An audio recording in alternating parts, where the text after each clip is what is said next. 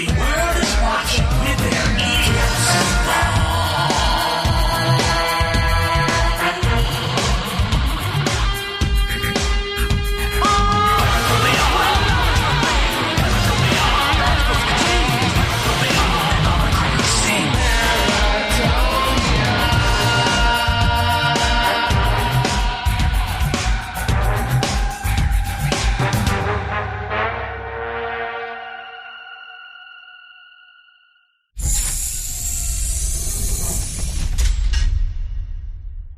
Paratopia, welcome to the 99th episode.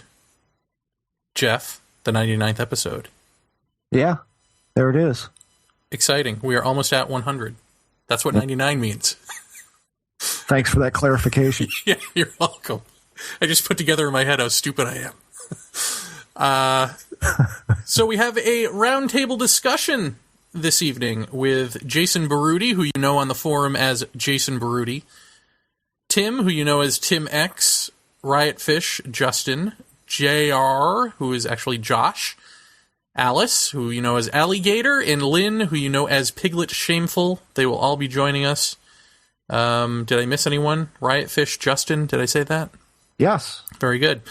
But first, what should we talk about first? This is a big week in Paratopia, shall I say, history? I mean, I guess. Well, land. Let's say land. Land. Paratopia land. Right. First off, of course, we're doing sort of a pre-launch for the Paratopia Quarterly, which will be out at some point on Saturday. Right. And that is, again, the cover story and a supplementary article, which are super-duper important to alien abduction research. So do read it. It's free. And then we have a big announcement, Jeff. That's right. We have a big announcement. In fact, dare I say, this is podcast history. I don't think in the history of podcasts what we're doing has ever been done. Is that fair to say? That's tooting our own horn there. Well, yeah. It is, but except that it's true. Yeah, you're right. You're right. I think it is. I think it is, actually. Yeah, Paratopia Goes Hollywood. We're going to learn all about that anon. Do we have anything else to cover? I don't believe so. Okay. Well, without further ado, then let's get to it, because, man alive, everyone loves surprises, right? Well, we're going to kick off this roundtable chat with our very special surprise guest and now collaborator. All right, ladies and gentlemen, this is the Paratopia Roundtable, but before we get going with that, Jeff and I have a major announcement to make. And I think this might be historical in all of podcasting history. Is that correct? Yes. Yes. We have teamed up with none other than Philippe Mora. All right. Philippe Mora, that is you. I'm here, Jeremy. Cool. So, Philippe, what is this going to entail? You and I, we're going to embark on an adventure of what, movie making and distribution, Paratopia style. Is that correct? Yes, I think we have some. What's the word? We are interested in the same things, so I think there'd be a really good collaboration to do something together, which we discussed. Right now, I'm in a Japanese restaurant in Soho. We'd have it no other way. With a very old friend of mine and a very new friend of mine. Are these people we would know? No. Okay. No, but in all seriousness, the idea is we're going to make a Paratopia Philippe Mora movie or a Philippe Mora Paratopia movie. No, you had it right the first fantastic. time. I'm sorry, what? So you had it right the first time, sir. Yeah, well... No, I had it wrong the first time. That's why I corrected myself. Well, this is going to be exciting, and I met Philippe earlier this week. We hit it off. It was he's a lot of fun. He's a great guy, and I think this is going to be a very fruitful collaboration. And who knows what it will entail. I mean, we'll definitely, we'll probably do documentary stuff and probably do a little fiction stuff. Who knows where this will bring us. But I just wanted to bring you on and say thank you for teaming up with us. No, we're doing it. We're going to do it. It's going to be fantastic. There's no question about it. And the issues that you guys have been dealing with, as in our meeting earlier this week, the issues are unresolved. That's what's so fascinating about this, and that's why I'm sure your listeners are really fascinated by it. We want to know what the hell's going on. Yeah, this is true. Well, Philippe, I know you're busy and you're out there doing the nightlife thing, but it's probably rare that anyone gets a chance to talk to you. Does anyone have a question for Philippe? No. Good. Perfect. Night. That's great. I think I'm just a bit starstruck. It's just amazing. Wonderful. Hi, I'm sorry. What is the question? There is no question, Philippe. Everyone is starstruck, so they're like, what do we do? The last interview you guys had was wonderful. Oh, thank you very much. Yeah, it was great. Thank you. It's because of the interviewers rather than the interviewee. Oh, that's not but thank you. That's not true. All right, sir. Jeff, anything? No, I'm just really looking forward to it, and it sounds really exciting. Jeff, I'm glad you're on. I think it's going to be an incredible collaboration. Absolutely. And, we're going to figure out exactly what we're going to do. But the fact of the matter is that Paratopia has brought up all these issues, week after week after week after week. And that latest thing you guys did, analyzing or investigating that abduction thing, I think is terribly important. Oh, absolutely. As I was saying to Jeremy the other day, you can have 100,000 fake abduction stories, but if one story is true, then, oh, yeah. lock your doors. Yeah, yeah, absolutely. Absolutely. Well, I mean, as far as this project goes, what do you think the odds are that we can bully Mr. Clapton into doing the soundtrack for it? I have no idea. That's a very unfair question. And that's the first unfair question Paratopia's ever That's right. pitched. That's right. The very first one. You guys, yeah. All right, sir. We'll let you get on with your night. Thank you for checking in, and thanks again for... No, thank you. It's fantastic. We're going to do this. I look forward to it. Yep. Thank you, sir. We'll talk to you soon. Cheers. All right. How cool is that? Cool. Wow. Very cool. Wow. That is pretty cool. Multimedia Empire, here we come. If you record audio for any purpose, chances are you want it to be heard. You want to attract the largest audience possible who can hear your message. That's where we come in. We're CyberEars.com, a revolutionary internet service that will host your audio files and help you promote and track its popularity.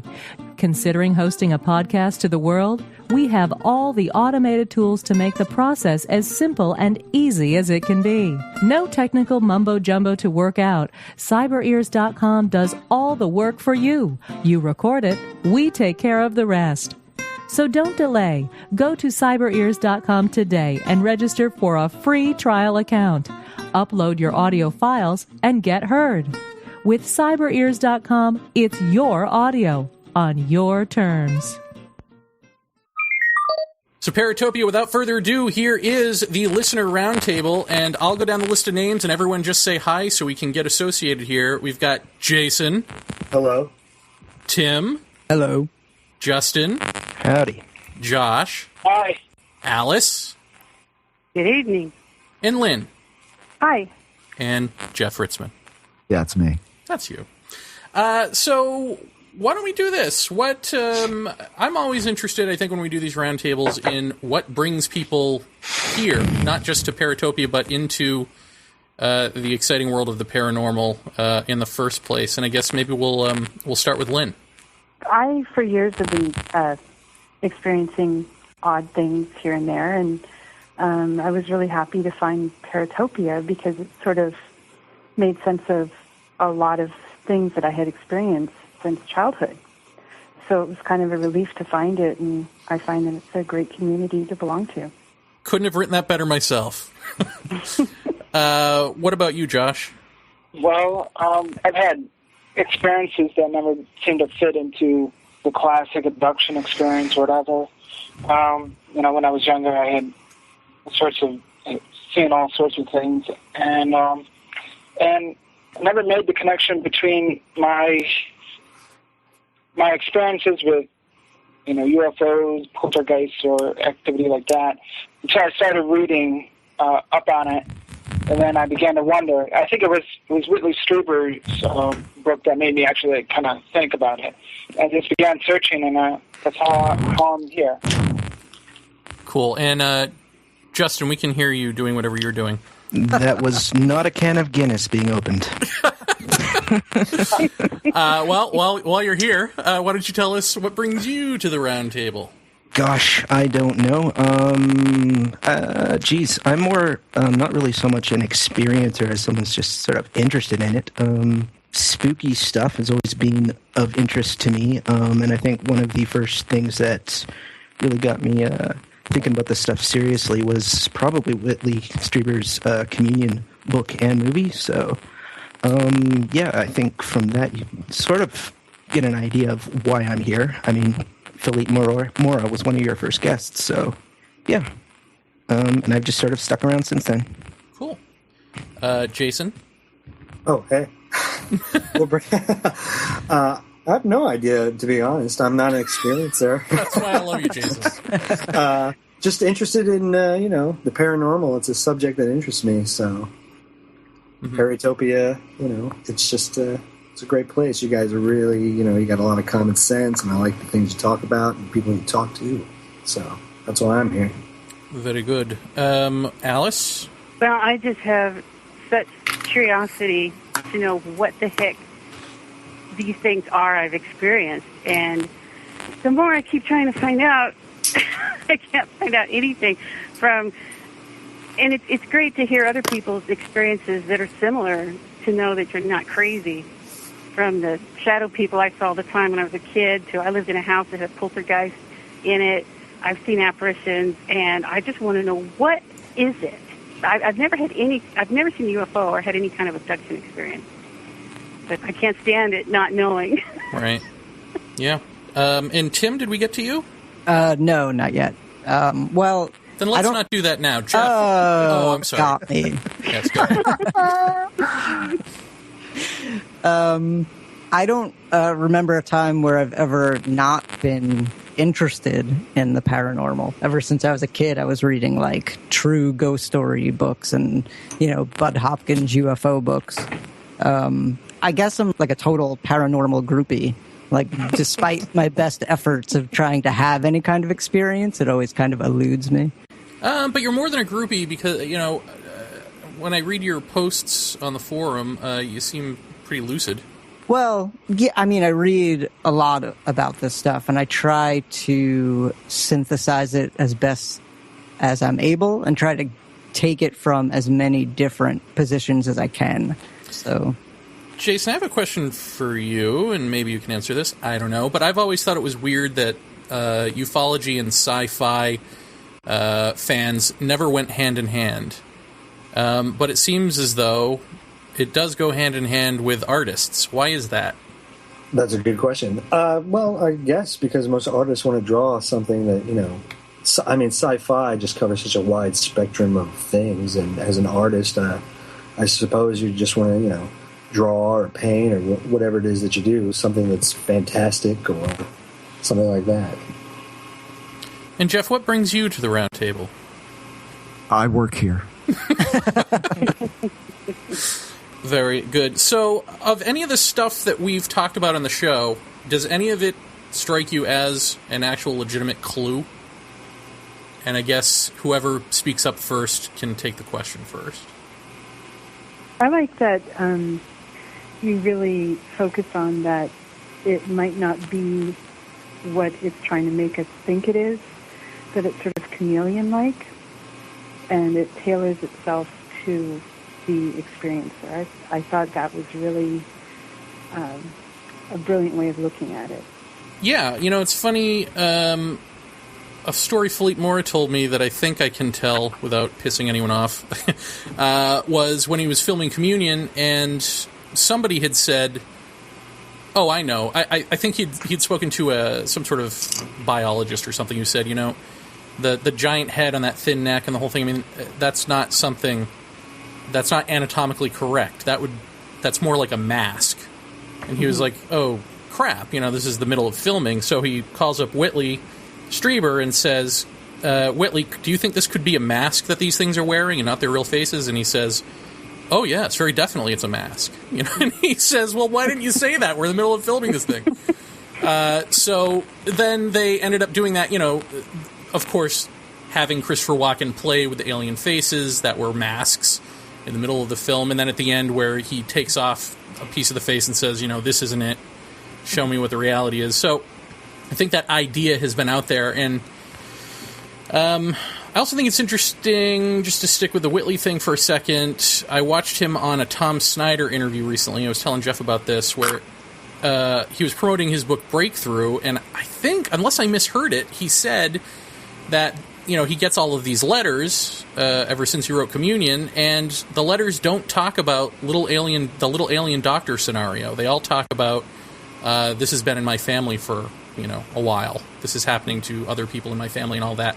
So I find these things to be interesting that they've been out there. It's just they don't, for some reason, they never had any traction, I guess, right? Would that be correct? Little alien doctors, more traction than not, I guess. Well, I think it's helpful. The media now allows people to compare stories, maybe find some similarities, and also sort of validate their own unique experiences. Which I think helps get us a little closer to the truth. Whether there is a truth or not, I don't know. But I think people perhaps feel less isolated, and they're able to maybe connect some dots that they weren't able to before. Mm-hmm. Well, let me ask Justin, a.k.a. Riotfish, from the forum. Mm-hmm. She's bringing up sort of an interesting question, which is it the end result, or is it the trek getting there? I mean, is there a truth, or is there just the search for the truth? Do you think that this is always about a perpetual question? I mean, I think I asked Jacques Vallée this. Is it about the perpetual question, or do you think that there's an answer at the end of this? And, of course, he said there's an answer. I'm not sure I believe that. What do you think? Oh, geez. I couldn't even begin to tell you. But, well, I think one of the things I like about what you guys do is you have looked at the UFO abduction experience from different perspectives, such as, you pointed out that there's something in it that's like being in an altered state.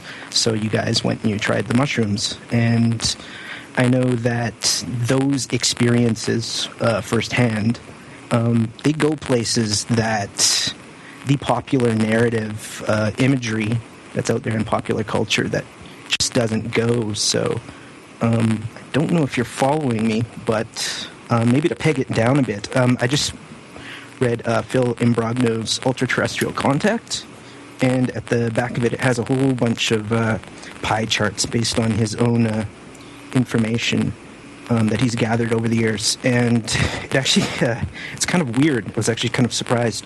He says that 44% of the cases he's encountered, and I don't know how he decides which cases to include or not, but 44% of them are reptilian entities. So I don't know, you guys don't really talk a lot about reptilians. They're more derided than greys are. Are greys going to be going the way of reptilians now with all of the work that you guys have been doing, or going to be doing, or have been doing? So I don't think so. I don't think anyone really pays attention to our work. I mean, you mean as in the Emma Woods thing? Because actually, when I just said that, I was thinking in terms of Jeff's experience and me saying, well, maybe it's switching over to humans in shrouds or something like that, but you probably don't mean that. You mean the Emma Woods type stuff, right? Yeah, I mean, when you think UFO or abduction or experience or whatever, here it says 44% of the cases are tall grays, 9% are short grays. I didn't even know there was a difference, but I mean, the reptilian thing is more like David Icke kind of stuff, and that's generally not. It's not looked on as being. I mean, it's David Icke. I mean, Do I really have to qualify it? So I guess what I'm saying is the gray going to be going that way, or like, is there something new that we're seeing? I don't know. But there's a long way to go for sure as to what it is and how it manifests, I'm sure. So I don't know if there is a bottom, I guess, is what I'm sort of circuitously moving around. So, yeah, I like had like a whole pot of coffee like 20 minutes before I came on. So, so I'll leave it there. Very good. Jeff? Yes. I thought perhaps you had something to say. I saw you jumping in. Oh, well, you did? No, I think that, I mean, the mushroom's been brought up already. And I think that, at least with that experience for me, there's definitely a snake-like or reptilian aspect to that. I mean, that I think is interesting. But I mean, I knew people a long time ago in a support group who were there was quite a few of them in the group. I mean, I would say out of a dozen, at least 4 or 5 had experienced reptile-like beings of some sort. I just couldn't get over how much they seemed to resemble, Stretch Armstrong's arch nemesis, Stretchor. And that just didn't seem to make a lot of sense to me at the time. But, I mean, later on, as I got more into it, I met a lady who was very into military abduction stuff. And reptilians were pretty much the forebearer in all of her experiences. That was the guiding thing. And it was also the thing she was most terrified of. I think the Greys were secondary in invocation of fear when it came to that. She was much more terrified of the reptile folks. So, but I'm not sure. I mean, is there a connection between? I mean, the first thing that Jeremy said to me after I ate mushrooms was, "So how was it?" And I go, "Dude, we're surrounded by fucking snakes." and it's, and ever since then I've thought about, I wonder if that is the stretched or tenuous connection between the reptilian alien and that. I wonder if that's it. I've also heard people talk about that the reptilian aliens seem much more tribal-like than do the Greys. Anybody else ever hear that from anyone? No. Nope. No? That there seems to be like something very earthy about them and also something very tribal about them. And I've had, I think, 3 separate people actually tell me that was the feeling, with something jungle-like and that sort of thing. And of course, that's the jungle thematic is very big in all of the ayahuasca journeys. So who knows? I mean, are we ever going to figure out what it is?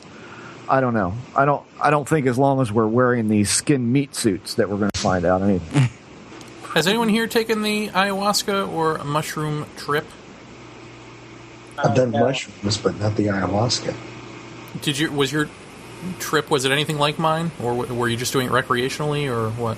Just recreationally. Only one time. And didn't really seem to do too much. Huh. Well, that's Jeremy, good. what was yours like? What was my... Well, I think we did a show about it. It was a lot. Well, you're not supposed to eat a bushel barrel. Yeah, well, and it was different with eyes shut than it was, walking around or eyes open. But there seemed to be different levels of, I don't know, consciousness or something going on. Walking around, it was like I was in sort of a flubbery, clown, cartoonish cactus world. Sounds like you got the good stuff. Yeah. Yeah, but I always had, I had Terrence McKenna for some reason narrating, in the background, and my own consciousness was even further in the background, and whatever this clown thing was, in the foreground. It was just strange, and then it seems to come in waves, and when the deeper, the longer the night goes on, the sort of more vivid experiences happen in these waves of hallucination, and so even at some point with the eyes open, and the onset of a wave, I mean, my ceiling opened up, and this mechanical ship came down that these grasshopper people were running. I mean, it was crazy. Wow. There was a lot going on, and then so there was that type of experience happening visually, and then there was the immersive, being immersed in, I guess what I've been calling, probably wrongly, but Krishna consciousness. I mean, sort of the world of the little blue boy, with all these symbols floating around and all of this, and the whole time there's sort of this Carney Barker mushroom presence, which was actually me talking to myself, but as this presence, just constantly saying, no, you want to, this is great, why would you, because me, I'm going, oh God, I'm going crazy, how am I going to relate to people tomorrow, what am I going to tell my mom and my sister and all this, and, Mushroom Guy is then talking out of the other side of my mouth going, no, this is great, you love this, isn't this amazing? And then I'm immediately going, you're right, this is amazing, yeah. And then I'm right back in it. And it's like there's some sort of mushroom entity that wants me to, wants to pull me into all of these different sort of carnival of the mind scenarios, and somehow he gets off from my experiencing them. I don't know. It's strange. Were you actually talking out loud? Yes. You should have been recording. You're not stoned, so. Well, that's true. And this was psilocybin? I don't know. Are there any other type of mushrooms? I don't know. My friend gave them to me, so that's how scientific this was. Well, that's the more common kind. Yeah. I just heard of a near-death experience where the guy saw the Muppets, and they all sang him. They were singing to him, and they sang him back into his body. And that's the strangest near-death experience I've ever heard. That sounds awesome. That sounds like total how I want to go. I know. I want to stay. No. Allie, you said you had sort of poltergeist or haunted experiences in your life. Was that you? Yeah, I lived in a rental house for a while, and it was very dramatic poltergeist experience.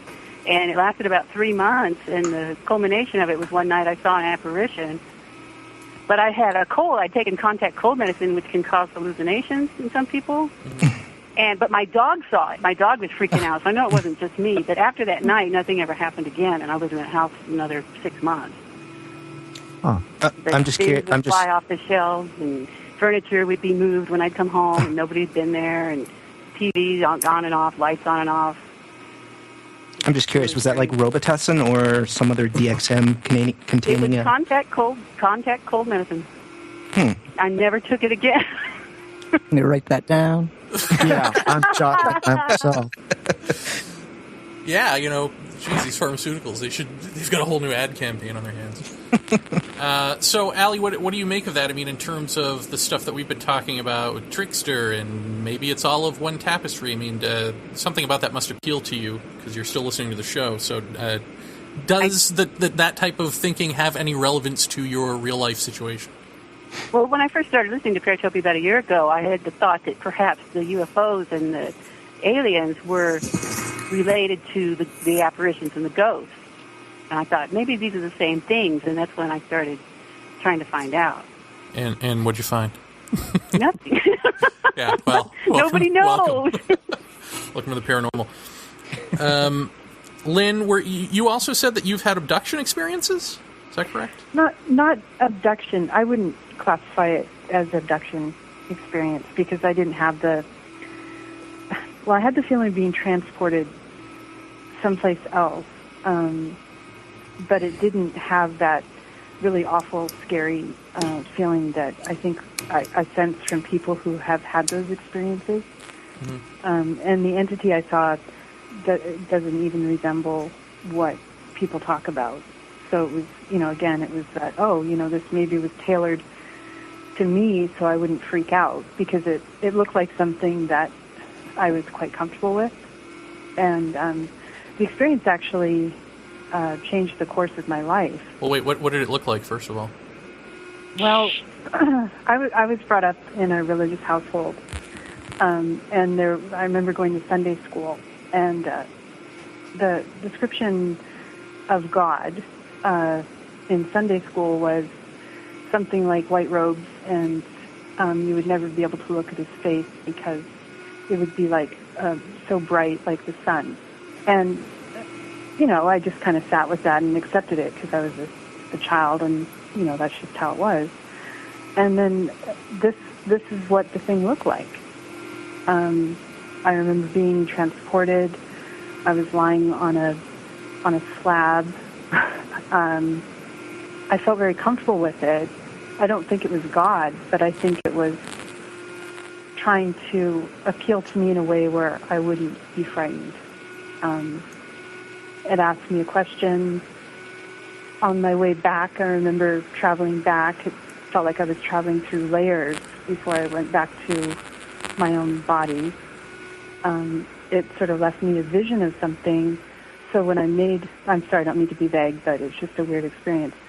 When I did make the choice that I think I was meant to make, the vision that I saw actually occurred in real life. So it sort of left me a little breadcrumb in a way. It was very strange. It was very clear. I remember it, and it had a severe impact on my life. It was very positive. What was the question it asked you, or he asked you?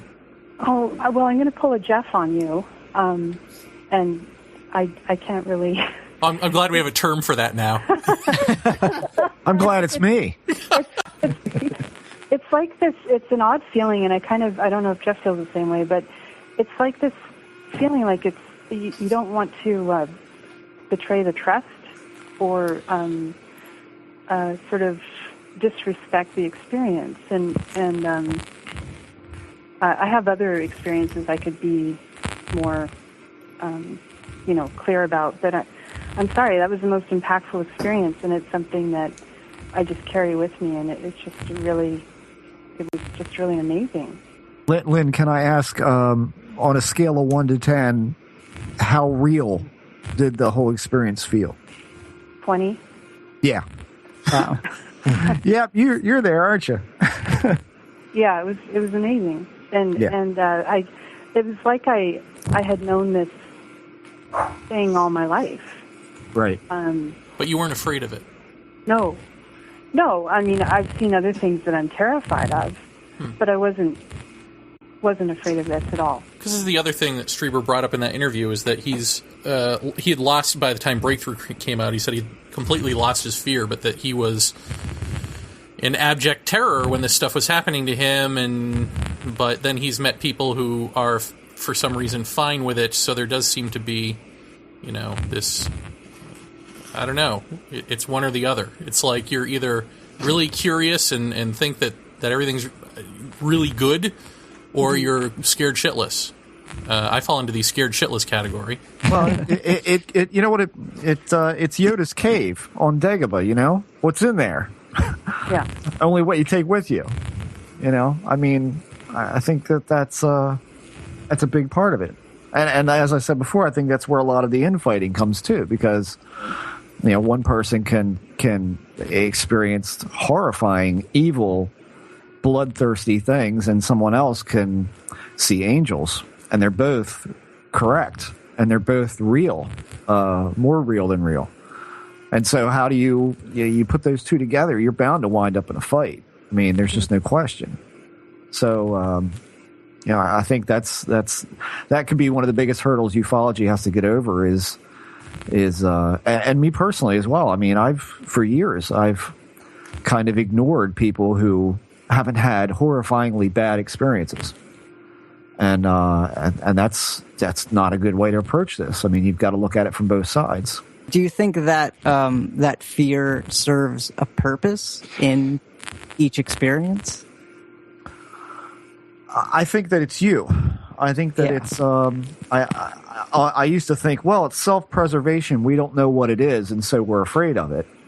And for years, I accepted that until I read a book that Jeremy gave me by Krishnamurti, and in there it makes the very valid point that he says, you can't be afraid of what you don't know.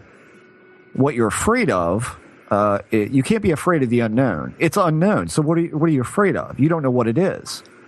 But what you're afraid of is losing what you are. And, and this goes back to what Lee Townsend and I used to talk about all the time, which was, I think we both came to this realization pretty early on that is really disconcerting when it hits you, because you don't really think about it very much. But there is this notion, and one of the things I believe that this phenomenon is here to do is to make you realize that you really don't have the toehold on reality that you think you do. Mm-hmm. I mean, we're all dreaming here. I don't buy any of this. And in a lot of ways, that mindset, since that point, I think is what has, I think it's what exacerbated more experiences at that point in time and to this day probably, is the fact that I'm just not buying it, and so I think the fear is and speaks very much to me in my line of thinking, because I am a control freak. And I mean, hey, I can admit it. And I think being out of control is what has purposefully, thankfully, kept me away from drugs and alcohol. It's because I don't like that feeling of being out of control. Doing the mushrooms was a huge leap of faith for me. And parts of it were utterly terrifying to me. But I think, it's fear that these things, or this phenomena, whatever it is, if it wanted to, it could take you away. I honestly believe that. Mm-hmm. I don't think it would.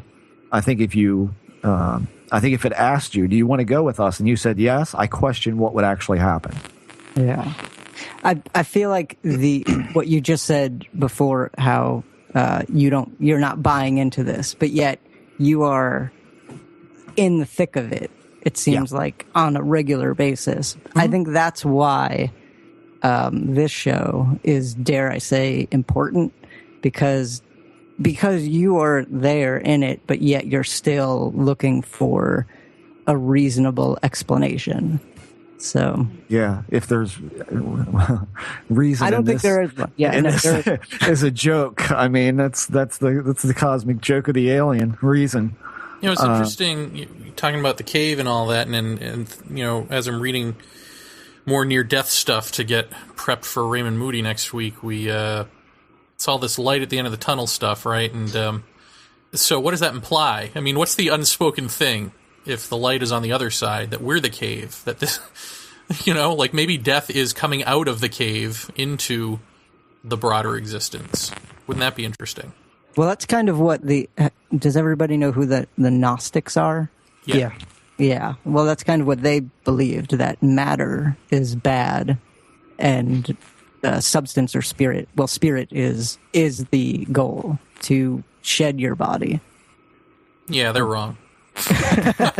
Well, I mean, they're wrong in some sense. I mean, it's all, if I may be so bold, it's all spirit, everything is everything, as Kurt Cobain probably would have said. Let's see. I couldn't pipe in, could I? Oh, yeah, go ahead. Okay. Well, just when you were talking about, when Jeff was talking about the cave and how that fear thing it has something to do with you. I was watching a couple documentaries over the last 24 hours. Both of them were on basically the Gnostics and Amanita muscaria, which is another type of, it's the red and white, it's the red-capped mushroom. And it just sort of talked about the imagery of that in a lot of the world's major mainstream religions and some of its roots. But yeah, the second guy that was talking about it, he talked about how it's not an easy experience to use the sacramental mushroom. And he talked about the Egyptian heart, or what is it called? Where they would have a scale, and the heart would be on one side and the feather would be on the other side, and they would have to balance out. Right. So, I don't know, that's just what you were saying, Jeff, sort of reminded me of. So there's definitely some history to look into there as far as, that kind of thing goes. Yeah, well, I mean, I think, when you're talking about psilocybin, I think there's I think Lorenzo over at Psychedelic Salon put up a great one-on-one interview with McKenna.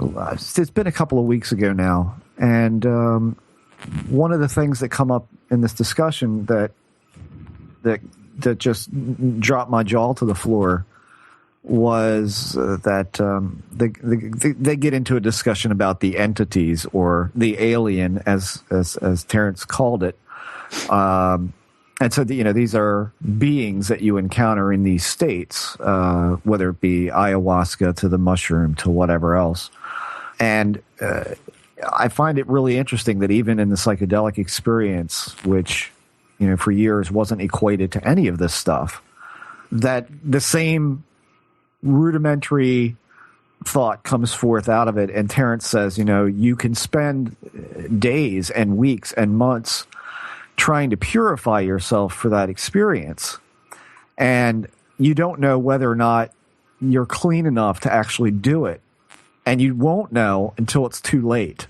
And that's so brilliant, because that's just exactly how some of this stuff comes off. It's like I'll be honest, way back when, I had genuine thoughts that whatever this is, I've, as much as you all know, I've thought it demonic at times. I've also thought, what if it's an angel? I mean, not to sound like George Norrie, Could it but be an angel, Jeff? Yeah. I've actually thought that, because there would be nothing more horrifying to me than to look into the face of an angel. Something so perfect would almost certainly make you feel like a dog turd. And so, that's a whole nother avenue. But yeah, he said flat out that, if you come into this with anything from a boisterous attitude to, oh, this is going to be fun, to, I don't believe any of this, no matter how you come at it, it'll tear you apart if it doesn't like what it sees. And that whole sardonic nature just feels so damn familiar to this stuff. So let me ask you guys a question. Would any of you be A, disappointed, or B, surprised if we found out that this is all us? Is there another option? No. I definitely wouldn't be sure there's disappointed. other options, but what if? Do you mean us in terms of us as We are generating. a We are, collective? we are generating all of it. True. I don't know if I would be surprised or disappointed. Well, you don't mean in a psychological way. Oh no, let's not bring the Antichrist into the discussion here. No. But yeah, what if? You mean, what if it's all mental illness? Is that what you're saying? No. What if that in some bizarre way that we are actually generating this thing as a source of folly for a mystery between life and death, or birth and death? What if it's all us, and there is no other? We are the other. Do you think young children would have the capability of doing that? If time isn't linear, yes. I think it's a good place to start. The fact that it's just one big mirror. Mm-hmm. You can't go through it; you just see the reflection. I would think that we definitely are capable of many more things than we know we are, if it is us, in terms of poltergeist activity or group sightings of phenomena. We must be pretty powerful generators. Yeah. Well, it stands. And I'm not saying that this is what I believe by any stretch. I've definitely thought about it. Mm-hmm. But I recently had this discussion with people on a message list through emails that is it possible that there isn't just one answer to just say the UFO question, singularly? Could it be extraterrestrials? Yeah, it could. Could it be extra-dimensional? Yes, it could. Could it be us? Yes, it could. Could it be demons? Yes. And then someone chimed in and said, well, it could be all of those things. And to me, that's just like, where do you think we live? Are we living under the big top? And well, maybe we are living under the. Maybe we are. Yeah. I mean, yeah. The idea that there are extra dimensions is kind of the thing that you guys have brought me to. The fact that sort of a cellular reality exists, and between the cell walls there are different worlds, and sometimes they collapse on each other, and we get a vision. I mean, is it structured like an organism? Is it a cliff that we just jump off of and float? I don't know what it is, but I think if it was just us, I think that for me that fits like a very egocentric view of it, and sort of takes the wonder out of it. Well, I think what it does, I think what it is, it's a false positive based on the vagueness coupled with the interrelated aspect that we don't understand. So I think if you take two interrelated intelligences and you have it be so vague as to what any of it even means to at least one of them, of course it's very easy to leap to the conclusion that we're generating it. Or to say that we're wholly generating it, we might... I guess I'm more receptive to the idea that there is sort of a co-creation or like I said, some sort of vague interrelated, more along the lines of Jeff, when you would say, you sort of, they need to be us to perceive them to sort of pull themselves here. I think that's closer to it, because I think when you're in the face of it, I mean, it's fine to like step back and discuss possibilities, but when you're in the face of it, there's not a doubt in your mind that this thing has its own autonomous existence. Right, right. But I think that at the same time, I mean, there's something very strange to me about this notion of something can start in your head and wind up on the floor. And that, I'm not saying that speaks to us generating this. It may in some small part. I mean, I think Hynek was right when he talked about windows and he talked about doors opening. I think there's definitely something to that line of thinking. But my question is if we are contacting the other in some mental way first, or engaging it mentally some way first, and then that therefore causes some kind of manifestation so real that it's more real than your mother. What does that mean? What else are we capable of doing? That's my big question. Well, you focus a lot on the instability and chaos of situations, and then things coming out of that. That's usually when some sort of contact takes place. Yeah. I find that really interesting because, to follow your line of thinking, maybe that is us in some way trying to regain control when we feel completely out of control. I don't know.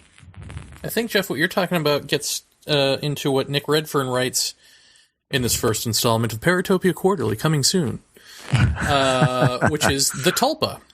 He ends his article saying, if you don't know what a tulpa is, go look it up. And basically, that's what it is. It's something that you're pulling out of your head and it's appearing in front of you.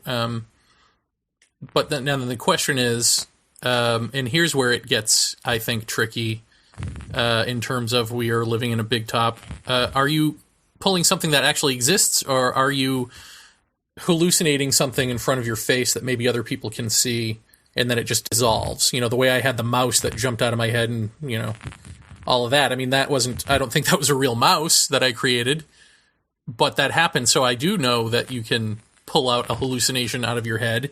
But just as with dreams, where some dreams are dreams of your unconscious, teaching you something that you're keeping from yourself, or reliving the day, or whatever that is. But then there are those other dreams, right, that are like, wait a minute, that's like a communication from something else.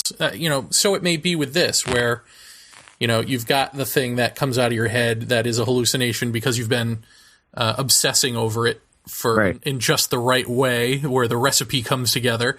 But then also, there may also be this other thing that needs to use that same tool of drawing itself into, I don't want to say into this world, that sounds so dramatic, but into this world.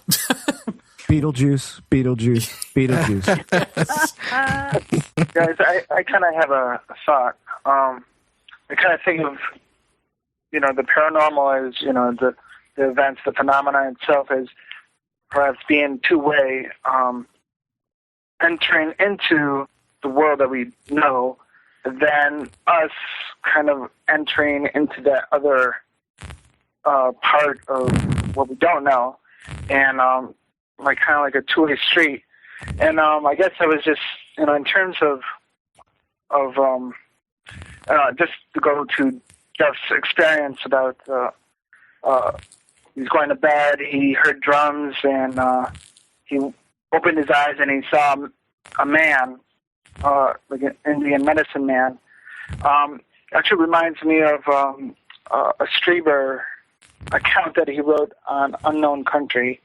I don't quite remember the details, but Strieber mentioned something about how, in his experience, he was looking down at like primitive people, and they're all dancing with a fire, I think. I'm not quite sure all the details, but then he began to realize that maybe they were calling him, that these primitive people were, with their ritual and dancing, actually pulled him to where they were. And at that moment, when he realized that, then they looked at him and saw him, and I guess they had some sort of sacrifice, and then the experience ended. But I thought I'm just kind of thinking about in terms of that way. I don't know what anyone's thoughts are, but that's curious. So he was the spirit they were trying to draw in, right? Huh. Well, very Lovecraftian. Yeah, that's a pretty wild thought, actually. Well, does that sound like something you've experienced, Jeff? No. Is that something we've talked about on the show? Well, yeah. I mean, I had that experience of an older, long-haired, white hair. I mean, snow white hair. Native American man that was, tapping me with sticks on the head. Burning sticks. I mean, I don't know what any of that was, but I don't have a lot of doubt that I was still laying in bed, but yet I'm looking up and seeing the scary branches at night of trees and stars, and I'm seeing flickering, in my lower left peripheral, and it certainly sounded like a fire, and this guy was just doing something and kind of mumbling, and it just, chalk it up, we could throw another weird ass story on the heap, but, you've got stuff like that. And then what I don't understand is, and I told Jeremy this morning at 10 a.m. Well, we were supposed to talk to Philippe last night, and he wasn't able to make it. And so after Jeremy and I got done talking, I think it was 11:30, Jared, 12. Was it later than that? Yeah, that's about right. 12:30. 12. And anyway, I went out, and my wife and kid were in bed, and the dog wasn't even downstairs in her chair. And so I flipped the TV on, and I laid down. I was watching TV, and I fell asleep. I woke up, and it was 5 of 3. And I said, geez, I got to get up and brush my teeth. I got to get to bed. So I jump up, and I go in the bathroom. I brush my teeth. I take a big swag of Listerine, and I'm rinsing as I'm locking up the house. I'm checking the front door. I'm locking the deadbolt in the kitchen. I'm checking the back door. I'm setting the alarm, and I go back into the bathroom. I spit. I clean up the bathroom. I walk out of the bathroom. I look at the clock on my way upstairs. It's 5 after 4. And there's nothing. I mean, doesn't take an hour to brush your teeth. Doesn't take an hour to gargle with Listerine. So what happened to an hour and 5 minutes? And I have no idea. I mean, again, it's flawless. It's absolutely seamless. I'm absolutely 100% sure, because the clock was no more than 5 feet away from me when I looked at it both times. So I'm very sure of what time it was. the clock wasn't wrong. In fact, I went over and picked up my my cell phone to make sure, and I was like, okay, and I went to bed. And I don't have. I told Jeremy the only time that seems weird to me is when I walked out of the kitchen going back to the bathroom. I feel like there was. That's when something weird happened, but I can't. I got no picture. I have nothing, but I feel like there's like when I picture myself walking back into that living room and headed towards that bathroom, there's a very sickening feeling thinking about that at that point, and something around the front door, but I got nothing. I mean, that's it. And I don't know if I'm pulling that out because I feel like I have to attribute something to it, but I don't think so. I think I've already gone through those, and this one just keeps needling me. Like at that point is when something happened. But if that's the case, my mouth should have been like I gargled with brine water.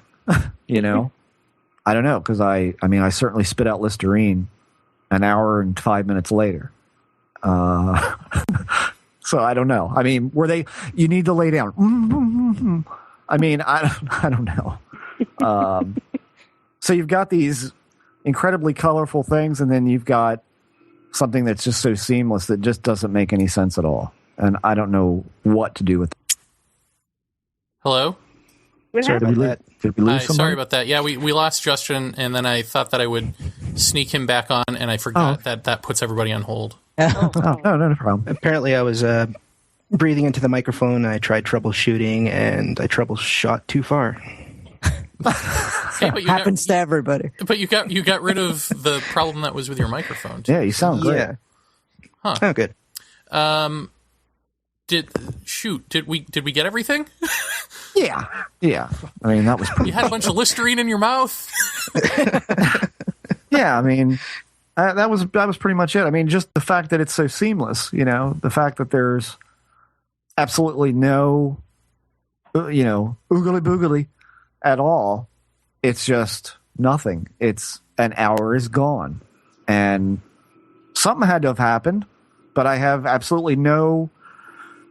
I have no anything, and nothing beforehand either. I mean, I didn't feel weird. I didn't get a weird sense. I didn't hear anything weird. Nothing. I mean, that's it. End of story. Well, I mean, let me ask Jason or Josh, when you hear this type of stuff, as you do, listening to the show, not being experiencers, right? Josh, I think you said you weren't either, right? Oh, I've had experiences that I can't explain. I'm not quite sure. Oh, well, then I'll get back to you. Hold on. Then, Jason, okay. This is for you. What does this do for you? Like, what is it about listening to this that enriches your brain?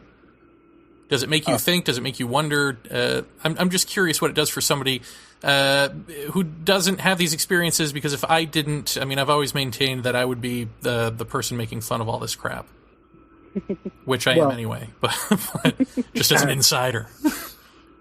I don't know. I wouldn't make fun of anybody. In fact, in some ways, I guess I would say I'm a little jealous. I've never had any sort of experience like that ever in my life.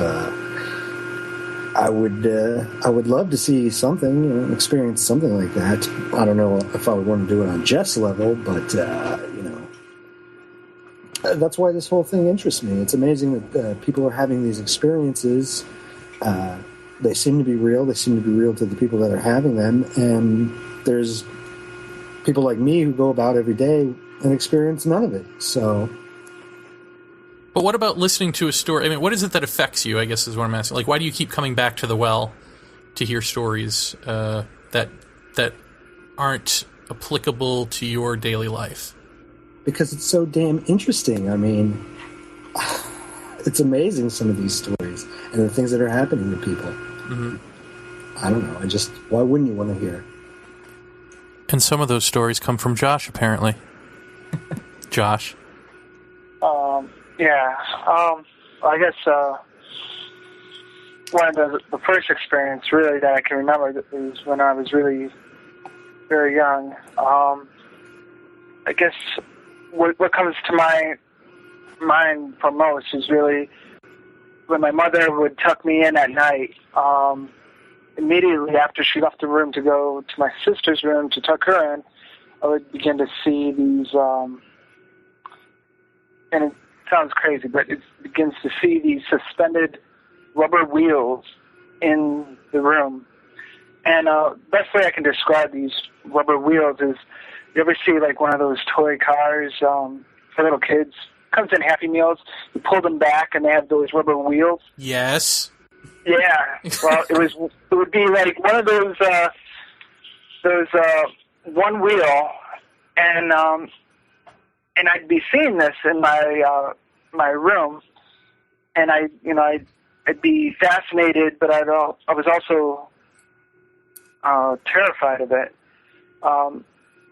It would also kind of expand, and the rubber, the black part of it, would thicken to the point where I felt like it was about to engulf me. And I just... Like a vortex? What was that? Like a vortex opening into the room? Kind of. It still has it still looks like a wheel, but it's still like, it's this big, thick rubber that almost seems to have no end to it as it's expanding. And I just remember feeling like, well, I can't really be seeing this, but I am. But at the same time, I'm also, I know there's something that isn't right about it.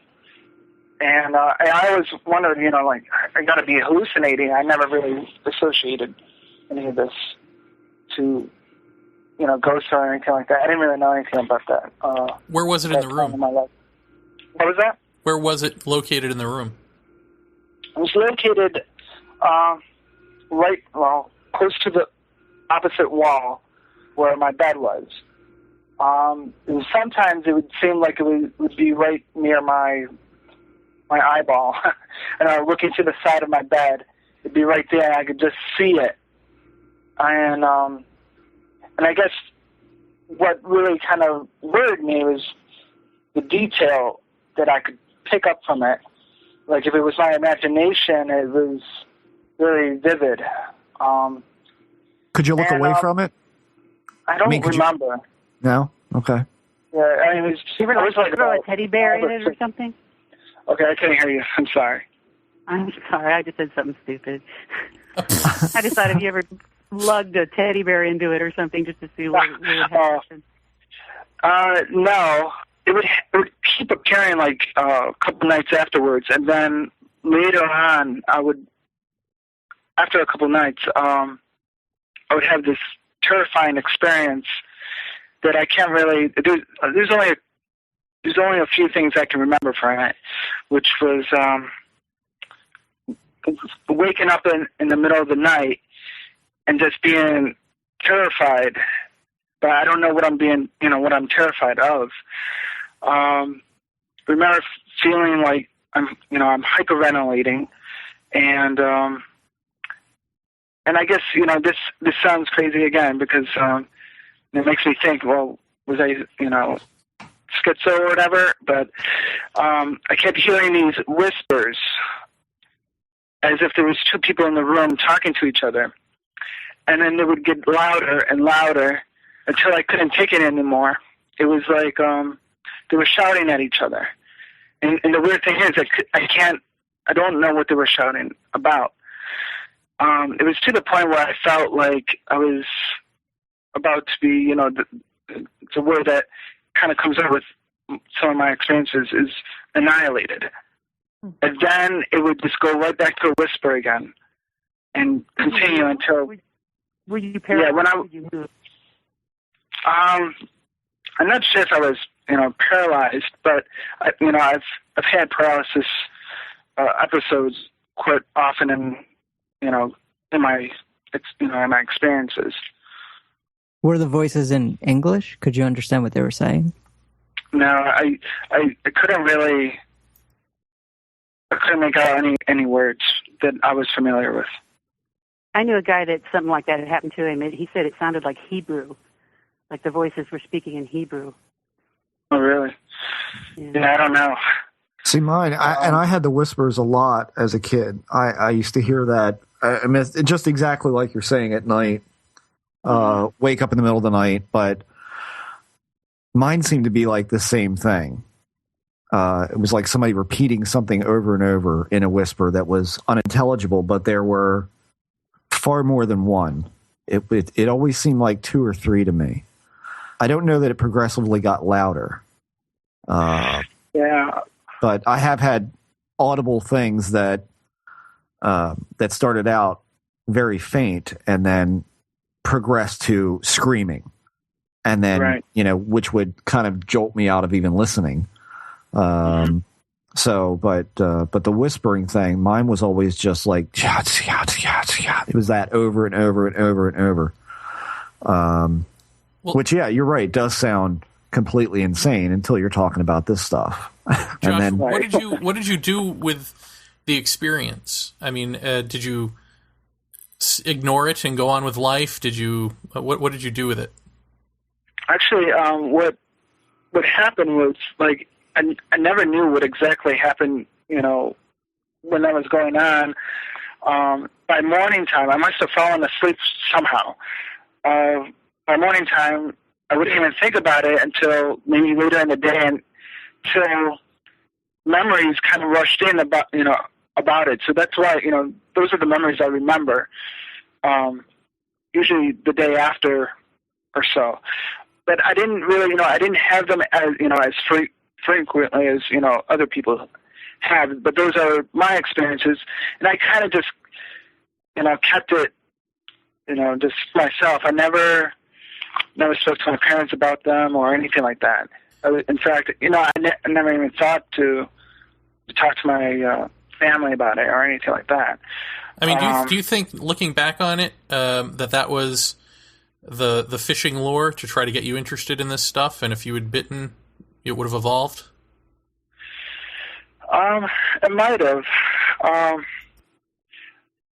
not quite sure. There was something, the fascination about it was like, I guess there was a point where I thought, well, it was me that was doing it, and then I had some sort of control over it.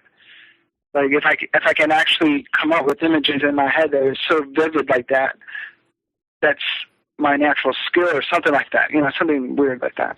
But now when I think about it, I thought about that too, regarding demon possession, where I read, accounts where whatever, the demon is that wants to possess you will lure you in. So I guess at times I thought it was, demons and stuff. And I'm not sure now, but I guess there's a very, real possibility that it was kind of luring me in. Lynn, what about you? When you had experiences, I'm assuming you've had them, all your life? Yeah. You had them early on. Were you ever afraid, or was it always, oh, that's some sort of God thing going on? No, I was always afraid. I have a hard time integrating it all into one thing. My personal reflection is that maybe it's just different layers of different things. I don't know. But my brother had experiences a lot, and so did I. He had 3 bumps under his bed every night, and he had terrible time sleeping. And our household wasn't the calmest of households, and I was bitten once. I remember going out and yelling at my dad for biting me, and I was quite convinced. There was something in my room around me when I was sleeping, and there weren't any marks, but I could feel this bite on my leg. There's so many sort of odd things. None of them ever were similar. They didn't follow any pattern. They didn't fall into any typical ghost story that I had ever heard. So for many years, I just never really shared them. I just kind of put them in a spot where, I just didn't want to be seen as maybe somebody who didn't have a handle on reality. Well, how old were you when that happened, and what did your dad say? He laughed at me. He couldn't understand. I think I was about 5. I just woke up right out of the sleep, and I felt this bite, and I went marching out, and I wasn't a defiant child at all. I just started, really lighting into him and saying, you shouldn't bite me when I'm sleeping. I think that's really bad, 5-year-old sort of anger. And he just could not convince me that he didn't bite me, and it wasn't until I kind of went back to my room that I had to admit to myself that it wasn't my father, and that bothered me a little bit. Sorry for the hushed silence. Oh no, it's just. I guess Jeff has had marks on his body, and I think anything like that really terrifies me because there's a sort of sense that, there's a sense of wonder that I have, and then there's also sort of this realization that I feel that there is something cohabitating our reality. Maybe some of it's good and maybe some of it's not so good. Well, when you say that your family was sort of turbulent, what does that mean? Was it an abusive household, or was it just a lot of yelling, or what? Oh, it was tons of yelling. My parents just they just didn't get along. They didn't. My dad was really eccentric, and my mother was a really hard worker, and she worked a lot, and he stayed at home with us. I was brought up by him while she worked. And, just weird things would happen. I would see things in the house. One thing that I'm sort of hesitating saying is that I saw Bigfoot in our suburban community when I was with my dad. I feel really silly saying that, but for the longest time... Apparently you didn't hear Josh's story. or anything that Jeff and I have said. Or anything of this show. Do you know where you are right now? Well, even talking to you guys, I feel silly saying it. I've never said it out loud. We were driving. I was probably about 4 at the time. He came around the corner, my dad, and there was this field that had just been cleared of a building, but there was like this pipe sticking out of the ground, and there was hay all over the ground. I guess they were trying to absorb oils and things. And this creature was throwing hay into this vent, just kind of, casually throwing it in there. And my dad pulled over. My dad was a Korean War vet. He didn't like being scared of things, so he got out of the car and he said, "Hey, you jackass, take off your monkey suit." And he started swearing at the thing. And it just looked at us and went back to doing what it was doing. And my dad took steps towards it, and it kind of faced off with my dad. And my dad came back, and he looked at me, and he said, "Get in the car. It's not a monkey suit." And he just drove back in silence. And that's the most awesome story I've ever heard in my life. I was just going to say that. That is the best story we've had on this show. That's awesome. Oh, my God. That's so fucking awesome. Well, it was very frustrating for me because I was like, I saw it. It didn't make any sense. I know it. My dad was very, very upset.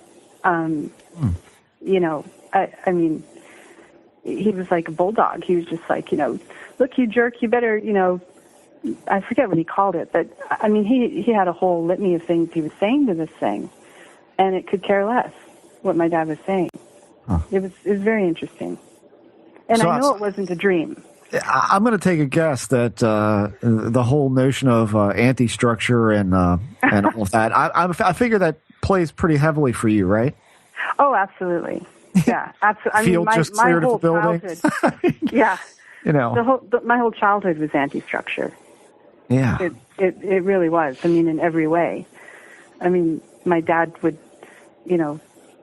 my dad put I'm not even going to bother. It would last for hours, the story. No, what did your dad do, like, for a living?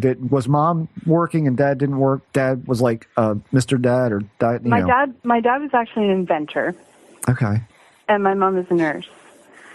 And very interesting collaboration. I mean, they're both really interesting people, but they just had very little in common. And my dad just did not believe in rules. He thought college was for idiots. He thought anybody who followed the regular structure of things was just giving up their life completely. And his idea of understanding things or coming to any conclusions about the world was to think of the most far out thing he possibly could and then move backwards. And I think most people sort of start at a point that seems sort of reasonable and they try and push themselves out that way. He was completely reversed. Now, did your dad have any experiences that you knew of? Did he ever, in later years, tell you anything? Or he did, yeah. When he was a child, he was an orphan. He grew up in Brooklyn. He said he recalled 3 faces on his wall because he was really sad he couldn't go out and trick-or-treat on Halloween. And these 3 faces were staring down at him, and one was kind of friendly, one was scary, and one was sort of maniacal. And he said that he thought that was sort of nature's way of letting him know what Halloween was like. That's kind of how he saw the world. Wow. What did he invent? It was a life raft that wouldn't turn over, which doesn't sound like, you would think that life rafts don't turn over, but he sort of broke into a field that was impossible to break into with, mega giants who controlled the industry. And I have no idea how he came up with the invention. He only had a high school diploma. He came up with a very sophisticated design. And people were, he was the only one that had Coast Guard approval for the longest time. His raft went up in the space shuttle. Wow. And, he was a brilliant man. Why'd it go up in the space shuttle? In case you need a life raft, dummy. Oh, right. Yeah, when they come back down. In the water? Yeah, in the water. Yeah, it sounds kind of weird, but you can research all of that. It sounds kind of bizarre, but it's out there. So my dad was Mr. Anti-Structure. Yeah, that was him. That is wild. And later on, Jeremy, you'll find out that the raft that her dad invented, that's the Allagash abduction raft. That's what they were paddling. So that's why her dad was inspired to build the raft, so they could get at the artist in the. That could be. Never mind. It's funny because as I'm listening to you talk, I realize my dad was Mr. Anti-Structural. I guess I've never thought about it that way, but here you have an inner rim minister whose whole thing was to sort of go into these churches and fix them up and give the liberal spiel about not doing anything for the homeless to rich, upper crust white churches when what they want to hear is the big Christmas sermon, So he was always this sort of activist political guy guised in religion, which, I guess apple tree much. But then he was also an abusive alcoholic, not physically so much, but, very much a yelling, ranting, raving lunatic, for which, I didn't know he was an alcoholic at the time, but that was, so when my parents were married for the first 9 years, that was sort of my dad. And then on the other hand, loving, caring, toward my sister and I, and cared about the world, in the sort of social context of being Mr. Uber liberal. So that's interesting, huh? Yeah. It's like a golden invitation to the supernatural to have an anti-structure dad.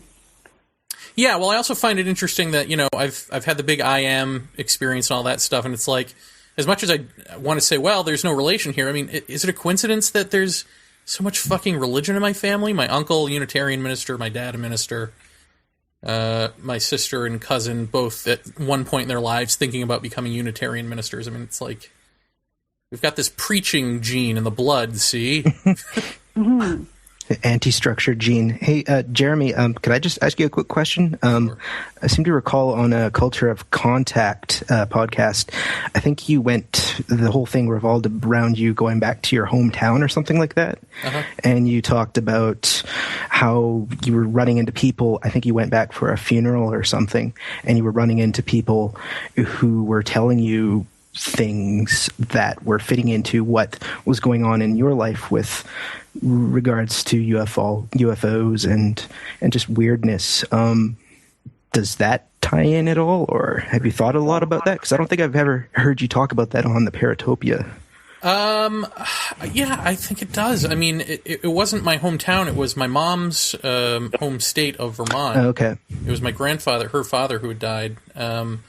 And yeah, so I went to the funeral, and everybody seemed to know what I do, and they all wanted to talk to me about it. I mean, it was like, not just relatives, but the neighbor, Winnie, I think her name was.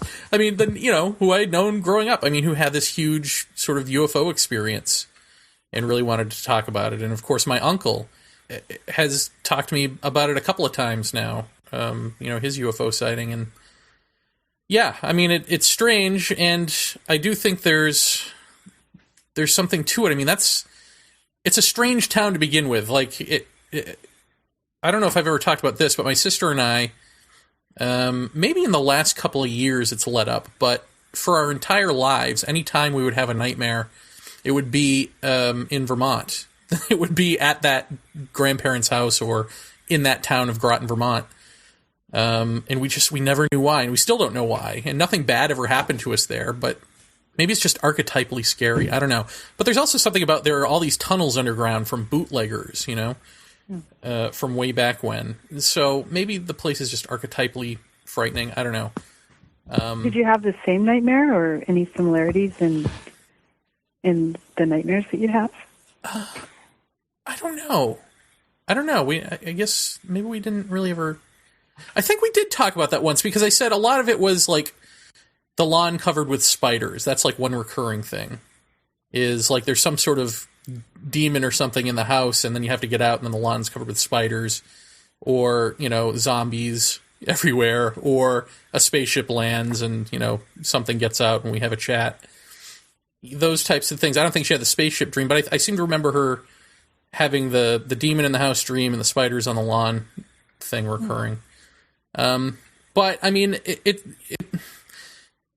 I don't know. It's hard to talk about, because my dad, I mean, he grew up in New Hampshire, but I've always associated this more with my dad, if I had to say, like, family history, and yet my mom was the one who first noticed the UFO that woke me up to all of this in the 8th grade, the fluorescent green with the porthole windows and the whole thing. And it's her brother and it's her neighbor who were the ones who saw UFOs.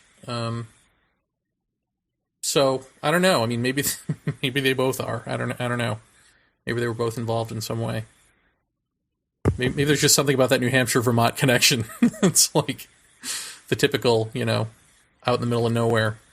Well, I think Vermont is renowned for being sort of a haunted state, isn't it? I think one of my favorite comic book artists, Steve Bissette, has illustrated a couple books on the subject. One is the Vermont Ghost Guide, and the other one I think is the Vermont Monster Guide. So, yeah, that sort of speaks to maybe there's something to do with place, which I think Phil Imbrogno talks a lot about. So, what I find interesting too is, Jeff, when you and I had that UFO sighting at the bus station, and I think we talked somewhat about that on the show, and I posted that picture, that awful, camera phone picture, the green blob, but that green, that fluorescent green, I mean, that was the same green as the ship. Right. It was that same quality of green. It wasn't the same thing, I don't think. I mean, unless it got closer and suddenly we could see great detail. But as far as I can tell, all it was a light when you and I saw it. Yeah. But I wonder what that is. What do you think it is about that color green? Because that comes up a lot, doesn't it? That does come up a lot. Is it plasma? Yeah. I don't know. It's such an odd color, and it's so obvious in the sky, and it's so obviously not anything else that, I mean, it almost calls attention to the paradox or the irony that it's there and nobody's seeing it in the first place, you know? Well, how is the entire world not seeing that? It shouldn't be there. It's a completely different color than anything else in the sky. Well, and if you notice that, you know, we were at a bus station where there are people, and I didn't hear one person saying anything about this. And, you know, and I suppose in future years to come, we'll probably be able to talk about the entire scenario of that, you know, of that whole event. But I don't think it leaves any doubt whatsoever that was not anything normal at all. And I question, you know, if the event, if I think of it in the right terms, but certainly, I mean, the quality of the light is very different than anything you would ever see. It's not the kind of thing you could look at and go, I think that might be an airplane. Nah, it's a very spiky, incredibly spiky light. It's very, it's almost like there's an aperture there that gets bigger and smaller very quickly, almost as if the light is getting closer to you and further away from you. It almost instantaneously, back and forth. And How long did it last for? It was multiple times. Yeah, this went on for, I mean, it played games with us for about, I don't know, at least 20 minutes, right? Yeah. Were you having a conversation about something that well, relates? that's the part that we'll leave. Oh. Yeah, it's hard to talk about. I mean, there's a, there's a component to this that, you know, at a certain, I mean, we were kind of in disbelief for a while. Yeah. And I'll tell you what was really unusual about it was we're standing there on this kind of, the platform for the buses, and you're standing on a sidewalk curb, and above you is like a pavilion roof. It's a flat roof, and it has very large square lights that are recessed with a piece of white, you know, opaque, semi-opaque Lexan in them. Typical, completely typical. And all of a sudden, the light over top of Jeremy and I only goes off. And then there is, at first, I didn't see it, but I think, Jeremy, you said that this was kind of like a cream-colored light. Yeah, you were facing me, and I was facing out. So right. I noticed this light. And you're like, what was that? You know, and then the light went off. And then you had said, the light went off when you turned, of course, so it wasn't there. Yeah. You were like, well, it's probably a flight path. Yeah. But then we stood there and the light went off again. And I said, get ready. And there it was. As soon as I said, get ready. Bink. I mean, and we're not talking about this thing rising up off the ground, or we're talking about appearing in midair.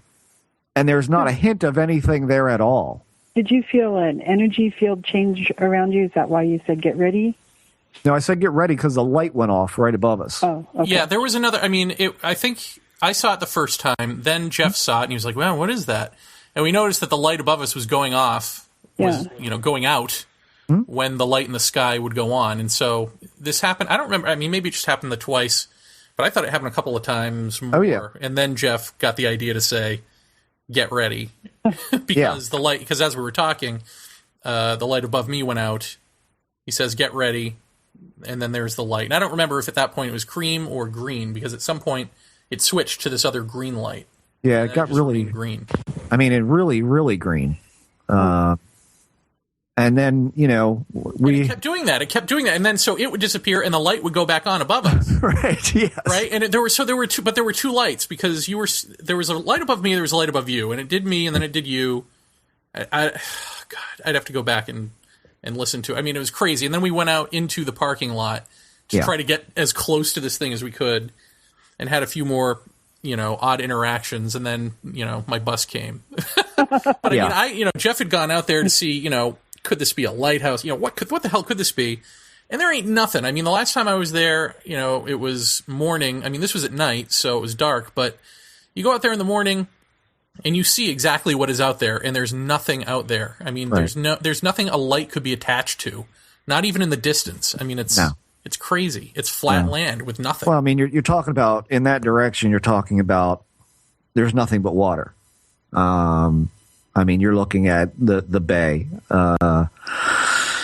and actually from that vantage point, you're in a perfect shot to kind of stare out past the harbor and straight on out. So there's not a whole lot there for it. But this isn't even that anyway, because if you when you're at the garage or in the parking lot or whatever, there's like a towering highway, like a raised bunch of bridge highways right there.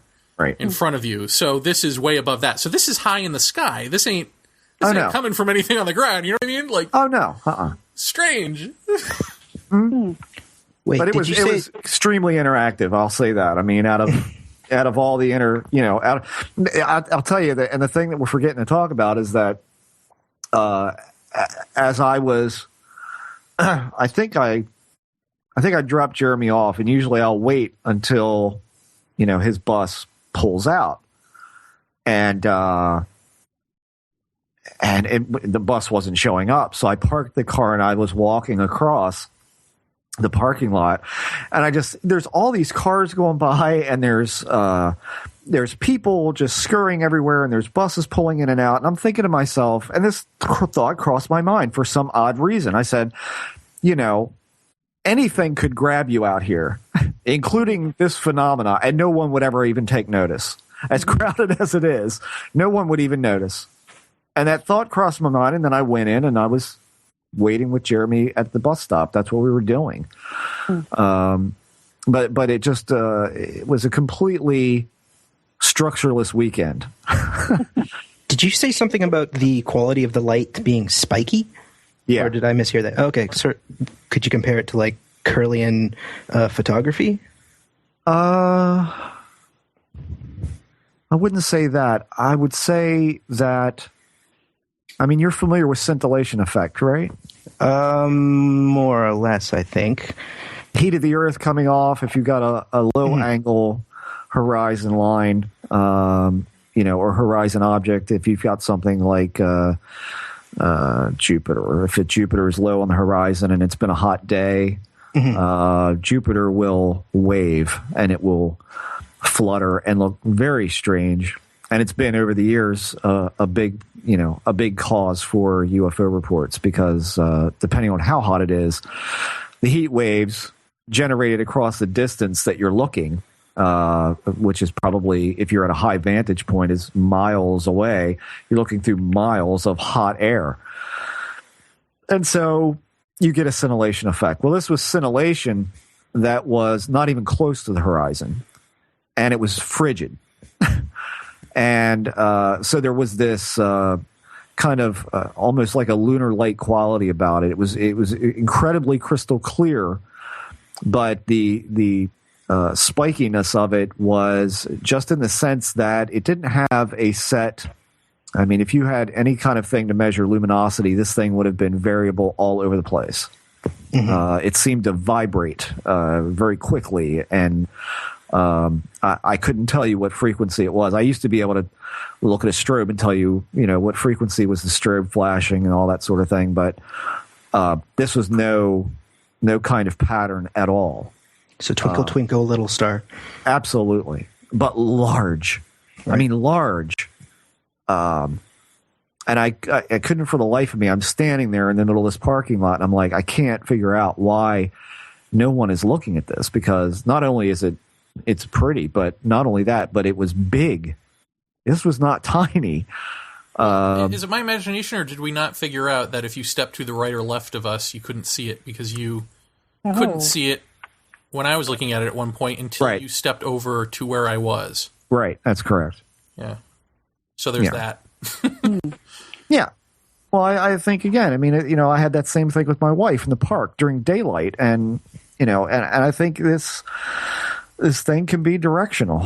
And clearly when, oh, good Lord, isn't this awful? It's old age, people. Don't get old.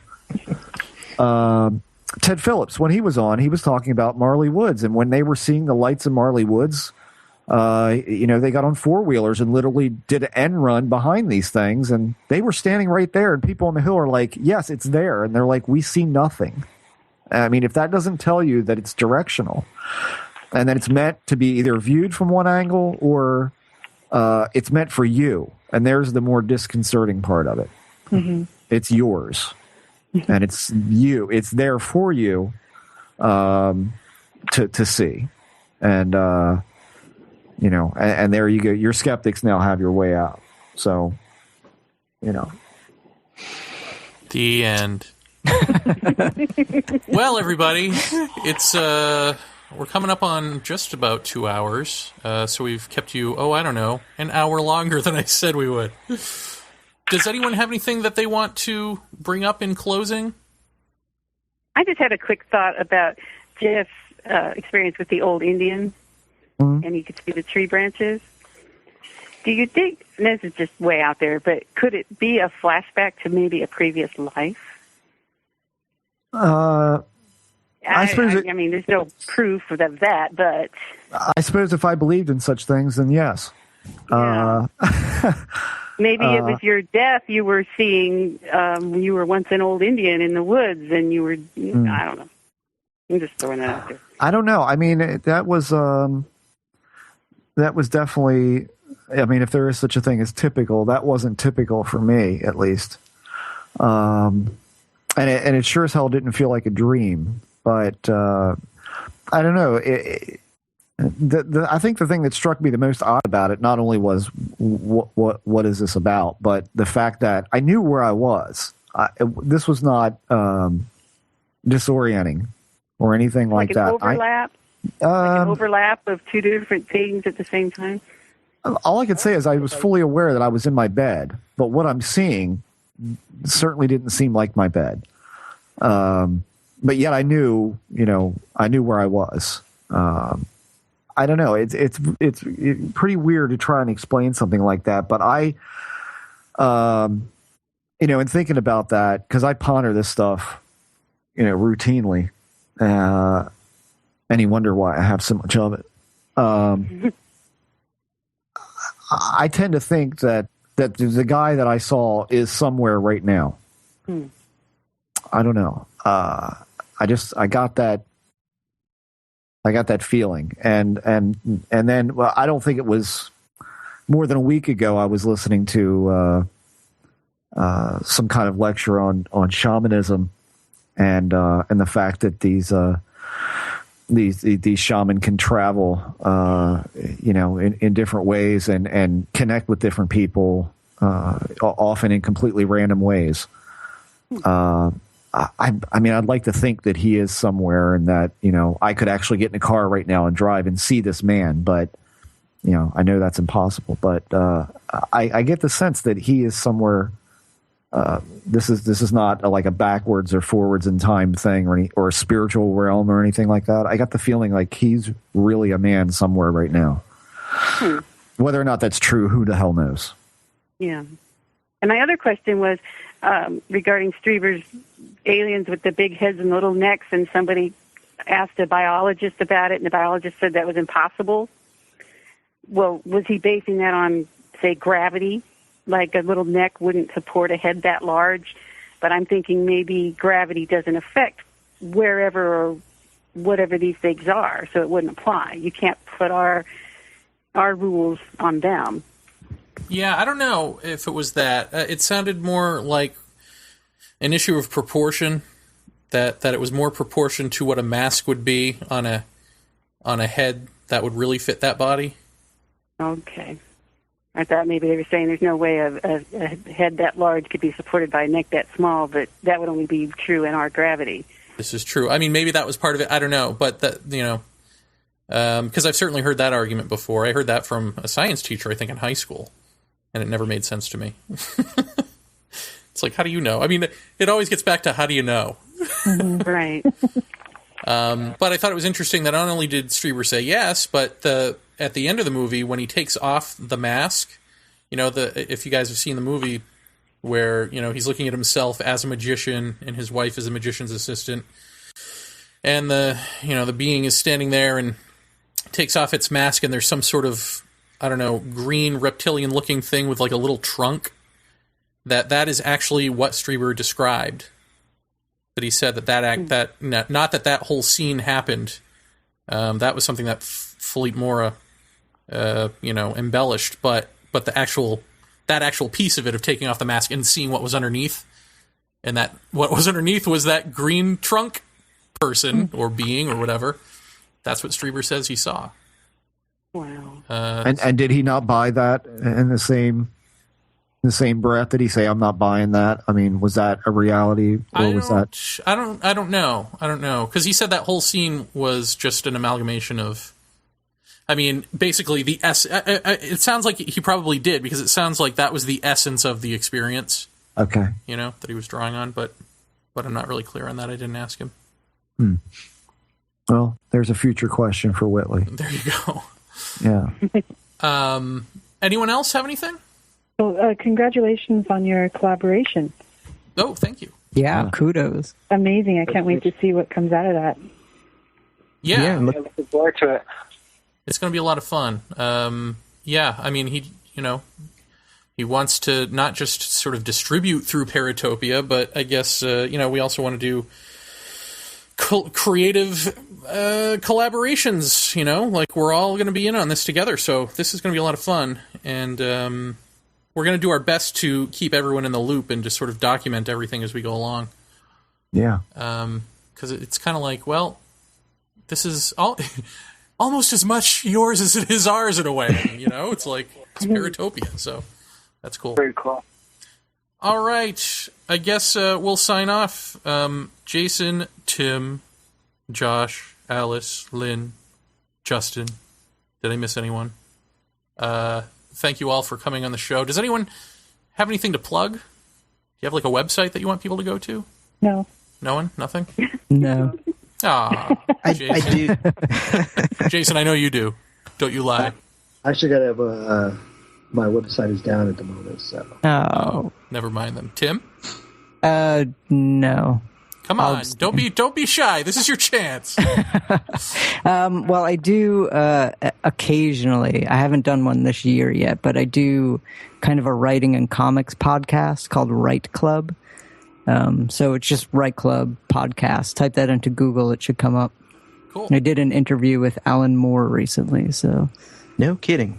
yeah, Is that WRITE? yeah, right, like Right? in writing. Yeah. Okay, all right. So how do we get Alan Moore, Tim? Well, you could do what I did and ask him. No, come on, Yeah. that's not how this works. Interesting concept. Anyone Yeah. else? I have a site, but it's not really related to the paranormal, so That's all right. just add a .com to the end of my username, riotfish.com. I'm a comics guy, so yep, it's all there. Riotfish.com. Very good. Well, once again, everyone, thank you so much for doing this and giving us so much of your time, and for listening in the first place. It really means a lot to us, and Absolutely. much appreciation. Thank you, guys. Thanks. Cool. Thank you. It was fun. For having us Great on. chat. Absolutely. And thanks for no one being crazy. I was waiting for the Roscoe of the Next time. Yeah. Very good. All right. Take care, everybody. Okay, bye. Thank you. Thanks. Good night. Bye. Have a good Good night. night.